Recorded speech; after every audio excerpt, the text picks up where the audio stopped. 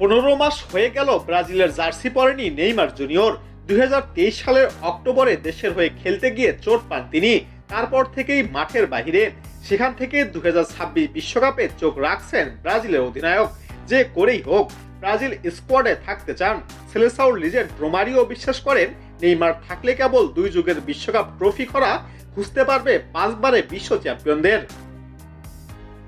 Injury কারণে দুঃস্বপ্নের মতো সময় কাটাচ্ছেন নেইমার জুনিয়র।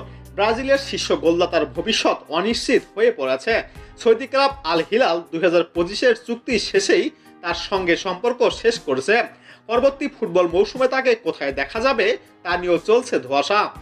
তাছাড়া বিশ্বকাপ বাছাইয়ের ঘাম ছুটছে ব্রাজিলের। 10 দলে কনকাকাফ গ্রুপের 5ম স্থানে তারা। সেখানে শীর্ষ 6টি দল সরাসরি খেলবে মূল পর্বে। হোঁচট খেলে বিপদে পড়তে পারে 2002 বিশ্বকাপের সর্বশেষ চ্যাম্পিয়ন ব্রাজিল। এবার সেই খরা কাটবে বিশ্বাস রোমারিওর। তবে নেইমারকে সঙ্গে রাখতে হবে। একটি পডকাস্টে ব্রাজিলিয়ান লিজেন্ড বলেছেন, পরে বিশ্বকাপ জেতার একটি উপায় আছে ব্রাজিলের, তারা যদি নেইমারকে নেয়।